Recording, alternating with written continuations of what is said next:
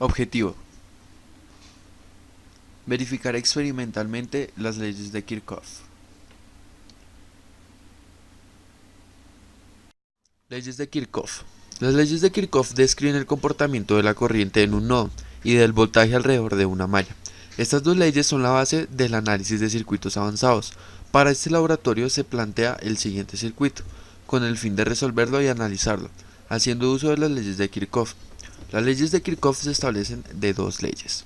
La primera ley, la ley de mallas, dice: la suma algebraica de las diferencias de potencial eléctrico en una malla debe ser igual a cero. La segunda ley dice: en cualquier nodo, la suma de todas las corrientes que salen o entran deben sumar cero. Empezamos recordando la ley de Ohm, que nos dice que voltaje es igual a corriente por resistencia. Ahora, identificamos nuestras dos mallas. ¿Qué es una malla? Es un ciclo cerrado. Tenemos un malla 1 y malla 2. Después de esto vamos a identificar el sentido que le vamos a dar a nuestras mallas para poder así identificar las polaridades de nuestras resistencias. Este es el sentido que le dimos a la malla 1 y este a la malla 2. Seguimos con las fuentes. Tenemos de este lado una y de este lado otra. Tenemos sus polaridades, en donde la simbología nos indica que la raya gruesa y larga significa positivo y la línea delgada y pequeña es la negativa. Y así también con el voltaje número 2.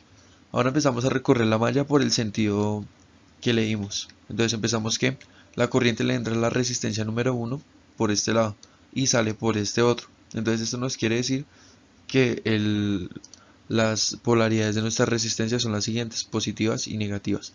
Seguimos por R2, en donde pasa lo mismo. Por acá entra la corriente y por acá sale dándonos positivo y negativo. Acá ya cerramos nuestra primera malla.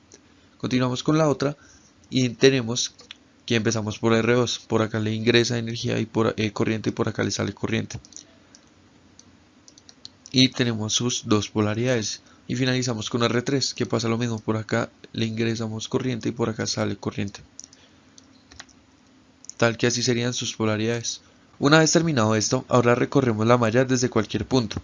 Entonces, para la malla 1, si empezamos desde la fuente de 12 voltios y utilizamos la primera ley, entonces tenemos que este voltaje va a dar más o menos. Acá tenemos nuestra expresión final, pero ya la explicamos cómo la tenemos, ¿vale?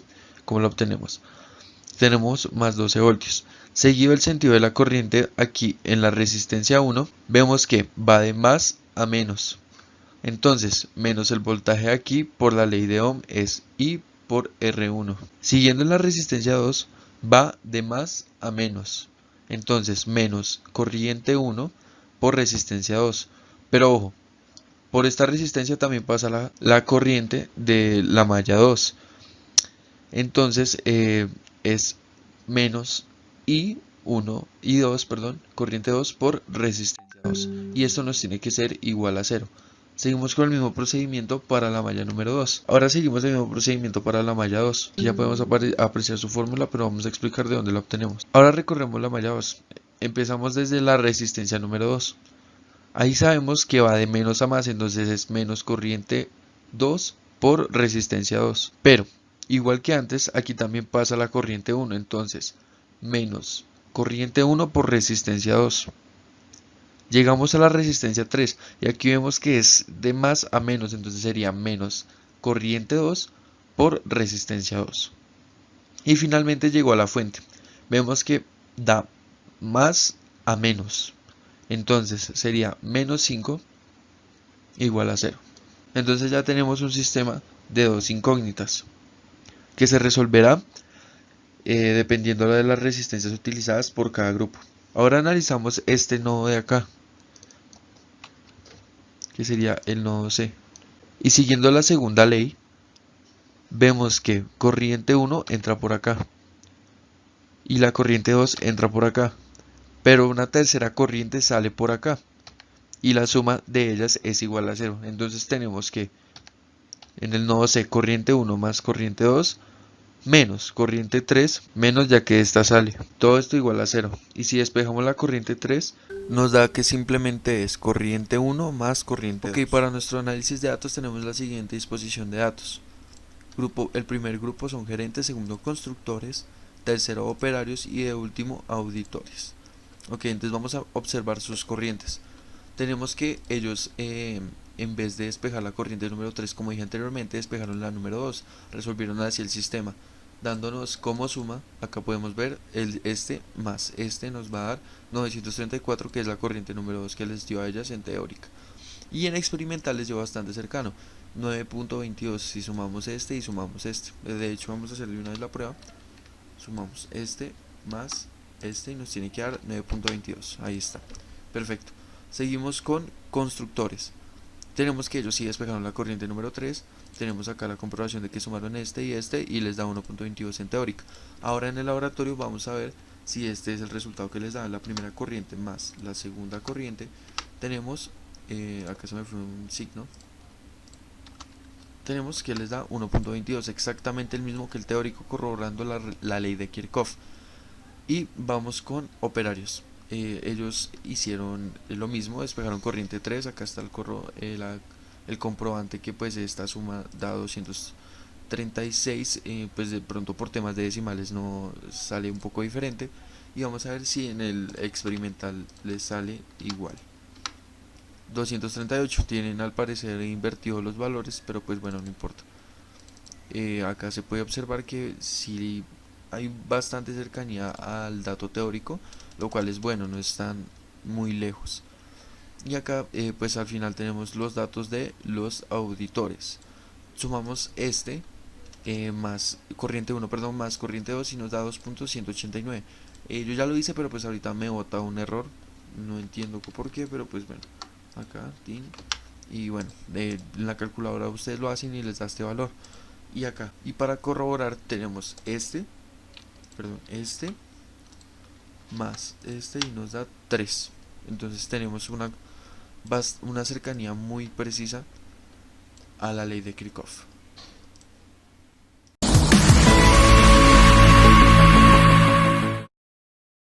Para encontrar las corrientes teóricas del circuito se plantean dos mallas, E1 e I2, utilizando la ley de Kirchhoff de sumatoria de voltajes.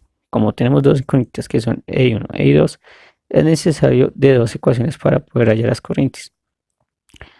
Después de haber encontrado las dos ecuaciones, se sustituye una de las ecuaciones en la otra para poder encontrar I1, dando un valor de 4,81 mA. Después de haber encontrado I1, reemplazamos en la ecuación I2 para encontrar esta corriente, la cual da un valor de 2,45 mA. Acá tenemos la fuente de voltaje de 12 voltios y acá a este lado tenemos la de 5 voltios. Acá tenemos R1 que es de 2K, R2 que es de 1K y R3 que es de 3K. Por este lado tenemos circulando la malla número 1 y por este lado la número 2. Entonces vamos a medir los voltajes de la malla de las primeras resistencias. El voltaje sobre R1 es este, da 9.72. El voltaje sobre R2, 2.36. Y el voltaje sobre R3, 7.41. Abre. Y mire, de una entre estos dos, ¿sí? Y ahí parece ya muy fácil, pero porque el man ya la armó súper claro, ¿sí? Y por eso está claro el circuito. Listo. Y él vuelve y arma. Eso para eso. Listo. Ahora. En las siguientes tablas, cada uno de los grupos midió los voltajes y corrientes experimentales. De acá las resistencias comparadas con las halladas de manera teóricamente en el análisis de circuitos. Como se puede observar en las tablas, los datos experimentales de los grupos se acercan a lo esperado por la teoría. Errores. El error de medición se define como la diferencia entre el valor medio y el valor verdadero. Aprender del error. Al iniciar la práctica nos podemos percatar de que estábamos realizando el procedimiento de forma correcta, pero los resultados eran muy extraños. Después de varios intentos nos dimos cuenta de que el error era por parte de los equipos. En otros casos, algunos estudiantes estaban midiendo la corriente en circuito paralelo, cuando se tenía que medir en serie. ¿Qué tal si? En los casos en que la práctica tuvo errores bajos fue gracias a que pudimos compararlos con los resultados predichos por las leyes de Kirchhoff. De haber usado todos los mismos voltajes y resistencias, podríamos haber llegado a un resultado más exacto y que podríamos haber podido comparar con otros compañeros. Alcances y limitaciones. Las leyes de Kirchhoff fueron propuestas para hallar corrientes y tensiones en cualquier punto de un circuito eléctrico. Para determinar la exactitud de cada uno de los datos que tomó cada grupo se hará con la fórmula del porcentaje de error, que será la resta del valor teórico y el valor experimental sobre el valor teórico, esto multiplicado por 100, como se muestra en la imagen.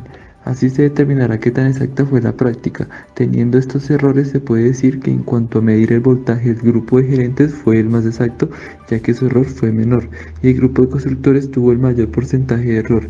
En cuanto a la corriente, se puede decir que el grupo de constructores tuvo una práctica excelente, debido a que su error fue del 0%, y el grupo de auditores fue el grupo con mayor error. En cuanto a la precisión y la desviación estándar, el grupo de errores consideró que no fue necesario calcularla, debido a que los datos tomados tanto para el voltaje y corriente son muy independientes, ya que cada grupo tenía resistencias muy diferentes. Por ese motivo no se vio necesario calcular esta desviación estándar.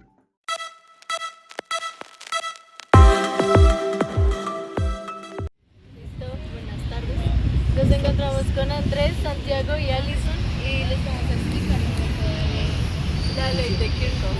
Bueno, entonces acá tenemos, este montaje es la representación de un circuito donde pues, cada manguera representa una malla, las jeringas representan el voltaje aplicado y que hay dentro de las jeringas que es la corriente. Entonces pues la pregunta es, ustedes, ¿cuál creen que presenta más oposición al flujo? ¿La manguera más chiquitica, la más grande o presentan la misma oposición?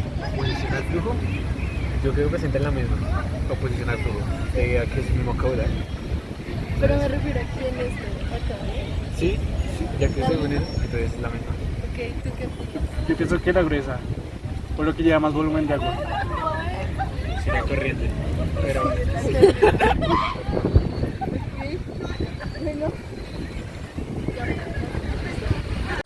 Bueno. Tú no has visto nada.